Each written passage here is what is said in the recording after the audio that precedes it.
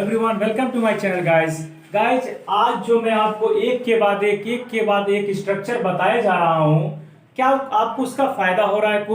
क्या आप उन चीजों से कुछ लाभ उठा पा रहे हैं कि मैं एक के बाद एक आपको स्ट्रक्चर बताया जा रहा हूँ, पढ़ाया जा रहा हूँ, समझाया जा रहा हूँ? जी हाँ। तो मेरा हर रोज सेंटेंस पहले बोलने का मतलब होता है कि वही चीज मैं आपको बताने की कोशिश करता हूँ, किस तरह से हम लोग बात करते हैं। तो आइए, यहाँ पे स्ट्रक्चर भी मैंने लिखा है एक के बाद एक। जी हाँ, एक के बाद एक मतलब होता है one after another. One after another, इसका इस्तेमाल आप सेंटेंस के लास्ट में करेंगे। फिर से मैं रिपीट कर रहा हूं कि एक के बाद एक जब भी सेंस आता है, इसका मतलब वन आफ्टर अनदर आपको सेंटेंस के लास्ट में यूज करना होता है। अब बात आती है कि ऐसा सेंटेंस बोलते कब है हम लोग, इसका रियल में मीनिंग क्या होता है? तो आपको पता है कि वह एक के बाद एक झूठ बोल रहा था का मतलब क्या होगा इस कि मतलब वो झूठ पे झूठ बोले जा रहा था। इसका सेंस ये भी निकलेगा कि यार वो तो एक के बाद एक झूठ बोल ही रहा था, मतलब एक के बाद एक झूठ बोल रहा था। आप ये कहें कि वो एक पर एक झूठ बोले जा रहा था, बोल रहा था। तो हिंदी और भी हो सकती है। मैं बार बार यही कहता हूं कि किसी एक पार्टिकुलर हिंदी का मीनिंग से इंग्लिश को आप कोरिलेट मत करिए। इंग्लिश अलग लैंग्वेज है, हिंदी अलग लैंग्वेज है, सबका अपना बोलने का तरीका अलग होता है। कुछ लोग एक ही बात को हजार तरीके से बोलते हैं, तो कुछ लोग दो तीन तरीके से या कुछ लोग एक तरीके से बोलना पसंद करते हैं। हर जगह की भाषा अलग अलग है, हर जगह में वेरिएशन है शब्दों में और सेंटेंस वाक्यों में। ठीक है गाइस, तो मैंने कहा एक के बाद एक या एक पर एक, ये भी हो सकता है वो एक पर एक झूठ बोल रहा था, वो एक के बाद एक झूठ बोल रहा था। I hope that you have got my point, that what do I want to say to you here, what do I want to explain you here guys. So guys, आइए हम अब देखते हैं वन आफ्टर अनदर का इस्तेमाल sentence में कैसे करें। और मैं आपको बता दूं कि ये एक एडवांस वर्ड की तरह, शब्द की तरह है, जिसका आप इस्तेमाल कहीं भी किसी भी सेंटेंस के, किसी भी टेंस के सेंटेंस में कर सकते हैं। ये आपके हर सेंटेंस में अप्लाई हो सकता है, बशर्ते उसका कुछ मीनिंग निकलना चाहिए या फिर वो बात बोली जानी चाहिए। तो आइए स्टार्ट करते हैं। पहला सेंटेंस मैंने लिखा है गाइस, वह एक के बाद एक झूठ बोल रहा था। ऐसा कंडीशन कब होगा? मान के चलिए कि कोई व्यक्ति कहीं पकड़ा गया और उससे आप उसकी सच्चाई जानना चाह रहे थे, तो वो क्या करता? आपकी बातों में घुमा रहा था। वो एक के बाद एक झूठ बोल रहा था, तो आप दूसरे से एक्सप्लेन कर रहे हैं ये बात कि जानते हो, जब मैंने उससे पूछा पैसे के बारे में, तो एक के बाद एक झूठ बोले जा रहा था, एक पर एक झूठ बोल रहा था। ठीक है गाइस, तो इस तरह का सेंटेंस आप बोल के किसी को एक्सप्लेन करते हैं। तो ये सेंटेंस पहले फाइंड आउट करिए। बोल रहा था मतलब बोलने का एक्शन जारी था किसी एक पास्ट में, पार्टिकुलर टाइम पे। ठीक है गाइस, एक पार्टिकुलर टाइम पे वो एक्शन क्या था? जारी था, कुछ समय तक जारी था। ये नहीं बताया गया कब तक, लेकिन जब कोई एक्शन पास्ट में किसी टाइम पर जारी था, उसके लिए हम लोग पास्ट कंटिन्यूअस में सेंटेंस को ट्रांसलेट करते हैं। और पास्ट कंटिन्यूअस में वॉज या वर का इस्तेमाल, उसके बाद वर्ब में आईएनजी मतलब एक्शन का आईएनजी फॉर्म लगता है। तो आपको इतना पता चल गया होगा, अगर आप टेंस पढ़े होंगे तो ये तो बहुत सिंपल है। आईएनजी फॉर्म वाला सेंटेंस और टेंस बनाना तो लोगों को बहुत आसान लगता है। तो पास्ट कंटिन्यूअस में बनाएंगे इस सेंटेंस को। तो एक के बाद एक झूठ बोल रहा था, तो ही के साथ क्या लगेगा? वॉच। मैंने कहा वॉच लगेगा या तो वर लगेगा, WERE। इसको कुछ लोग वेयर बोलते हैं, पर वेयर नहीं बोलिए, उसको वर बोला जाता है, WERE। मैं यहां पे लिख देता हूं आपके लिए, WERE। इसको हम लोग बोलते हैं वर। क्या बोलते हैं गाइस? वर। कुछ लोग वेयर अपने प्रोनाउंसिएशन में इसको लाते हैं, वेयर मत बोलिएगा, वर बोलिएगा। वेयर फिर WERE हो जाएगा। तो ही वॉच, और ये क्या है? वॉच। तो वॉच कब लगेगा?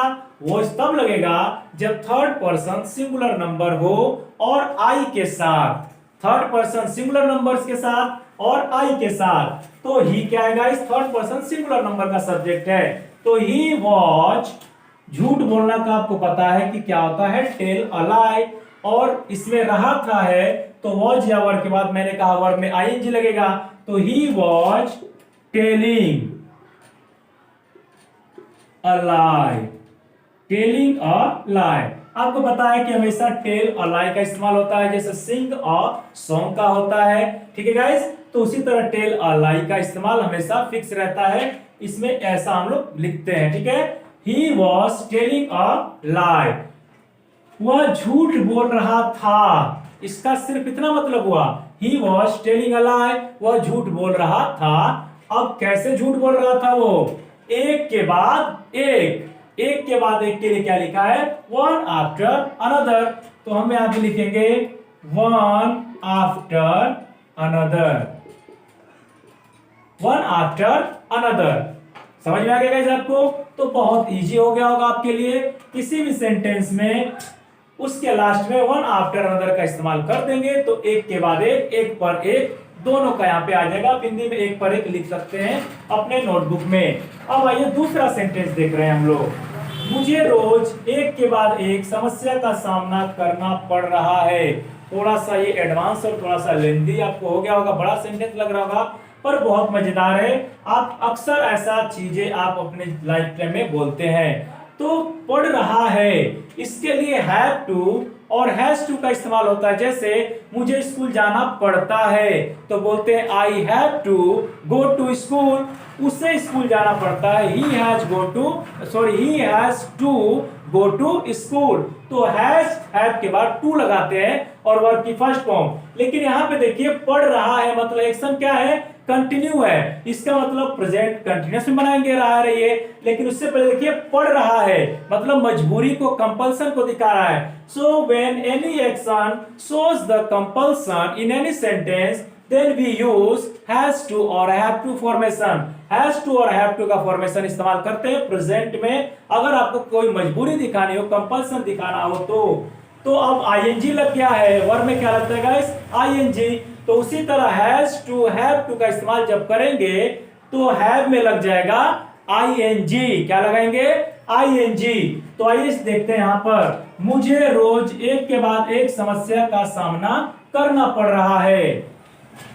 तो लिखेंगे आई एम, अब वर्ब लगता है ing, तो वर्ब की जगह हम हैव का इस्तेमाल कर रहे हैं। हैव भी एक तरह की वर्ब होती है। आई एम हैविंग टू, और मैंने कहा कंपल्सन दिखाने के लिए हैज और हैव के बाद टू लगाते हैं, इसीलिए यहां भी क्या लगेगा? टू।